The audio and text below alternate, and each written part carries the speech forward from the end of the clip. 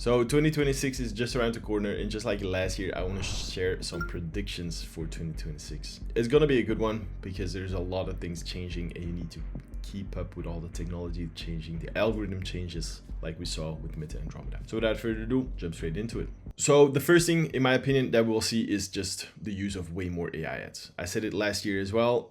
Then we saw the increase of like VO3, the Nano Banana stuff, all within this year. Higgs fields that launched, Sora that got better, Sora 2 that got better. And so we've been using AI a long time already to create image ads, but now video ads are becoming more and more important. As you can see, this person too doesn't even exist. I'll play this video.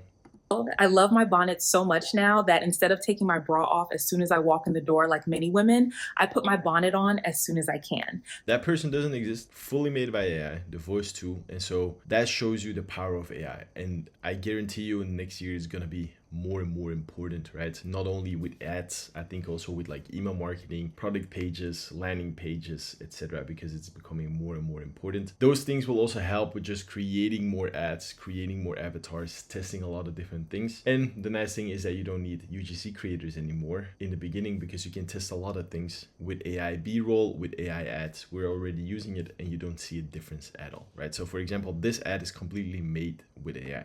If you've dyed your hair and it seems like it never gets longer, it's not because it's not growing. It's because no one told you this about dyeing your hair. You ever wake up, run your fingers through your dyed hair, and immediately regret your life choices? She doesn't exist either. So it's completely made with AI. We make the avatar, we plug it in the software, we write the script. The voiceovers can be made by 11 Labs. The scripts can be made by Claude. Research can be done via GPT. So that is becoming more and more important. So you should start using those if you're not using it already. I hope you are, because it's super important. So that is also a thing that we see, not only with the AI ads, but also the algorithm changing, right? Facebook, nowadays, we're spending more time just toggling all of these advantage plus creative stuff off because Meta just likes to keep them on, right? And so that's going to be super important as well to keep an eye out on those advantage plus creatives optimizations, right? Because I saw it as well on Twitter, the CMO of True Classic, where he was talking about a tweet or an ad that Facebook basically made from a grandma in a tracksuit that they're selling. So that's also super important that you keep an eye out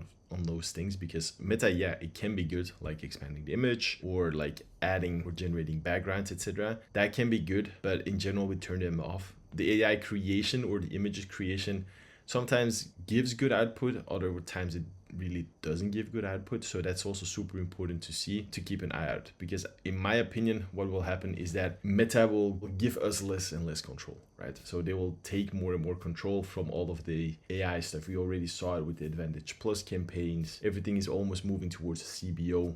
So that's also super important to keep your eye out. The second thing is creative diversity, which AI helps with, because after the Meta Andromeda's update, we saw it as well. Creative diversity is becoming more and more important. Now with the new update, Meta doesn't care at all if your ad has a different headline but they're exactly the same layout, like this ad and this ad. It just counts it as the same creative. So you have to start looking at different formats, basically UGC, static ads, different formats of static ads that all play into the 5 stages of awareness, right? So that's super important to know as well, is that you need to touch upon every single stage of awareness with your ads. I would always recommend to start with the most aware and then the problem aware, and then move your way up, right? Unaware, we never touch, because you need to have millions or billions of dollars to educate a new market. Problem aware and solution aware, you can find in the research while you're doing research on Reddit, YouTube, etc. But that is super important, because that way you're basically seeing a heavy lift. So your creatives need to have more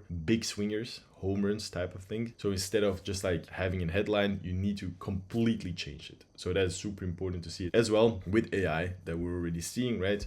Is that you can create UGC videos. You can find a winning video, just change out the hooks, but with a different avatar, a different person inside of it, a different voice, a different text overlay, because those things count as heavy swingers, right? So that's super important to know as well. I said it last year as well, creative volume will become more and more important because of the creative diversity. But in my opinion, creative quality will be way more important than creative volume, because I like to compare it as a lottery ticket, right? Do you rather have 1,000 lottery tickets where maybe 10 can win, or would you rather have 100 lottery tickets where 50 can win, right? So that is super important, and that's also where research comes into play. By doing research on your sub avatar, their desires, and creating ads around those things, you can way more easily scale, right? So creative quality will be bigger also because of the creative diversification just in general, because you need to touch upon the multiple stages of awareness. Volume, if it's not good, I would rather you focus on having higher quality output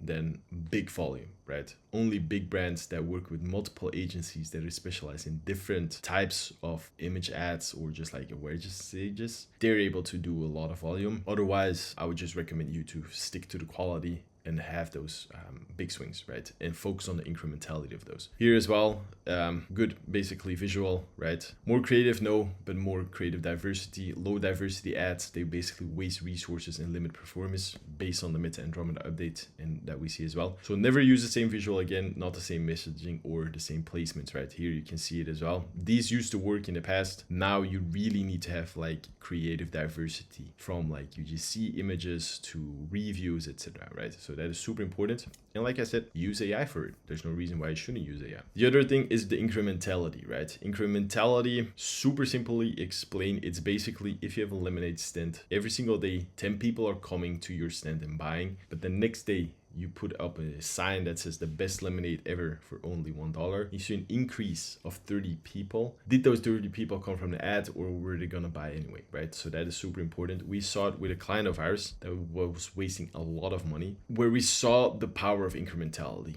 right? So this was when we launched, as you can see, 11th of October. Basically, we took over the 1st of October. They were losing like 300K. We launched, and so the creative testing campaign was getting a lot of money, right? A good amount of spent. ROAS was okay, right? I mean, not profitable, but considering their results. And then we started just feeding different types of ads for the different types of awareness stages, which also the creative campaign fed into the winning ads campaign and the retargeting campaign. And as you can see right here, spend is not a lot of difference, right? 1,700, here 1,700. And as you can see, the ROAS went up by a lot because the creative testing campaign started feeding the retargeting campaign and the scaling campaign. And so that is what I mean with incrementality, is that people need to have multiple touch points. I think on average, you need to have like 7 to 11 touch points before a person converts. And that also comes into play with the creative quality and the creative diversity. By us creating multiple ads that touch upon different stages of awareness, so UGC ads, super offer ads, just like people wearing the clothes and stuff, that all feeds into the whole performance of the campaign, right? And as last, just super simple, it will become harder than ever to succeed on meta ads, just because it's easier than ever to have access to multiple tools. You have Gemini, you have ChatGPT, you have Claude. There's like tools out there like ByteDance, Sora 2, VO3, Nano Banana, that all can create ads for you. So it will be easier than ever to actually start a brand and run ads, but it will be harder than ever to actually succeed. So that is super important to see as well, is that you will need to start putting more and more effort into just everything, into the research, into the ad creations, into the incrementality, into the creative diversity. So that is super important to see as well, is that you have to put in the effort to actually do the research, come up with good scripts, hire either like agency that knows their stuff with creative diversity, with AI, because that way you're able to scale. And so that's what I mean as well with the quality. It's not about volume anymore. It's actually about the quality, because 100 shitty ads will not help you scale, right?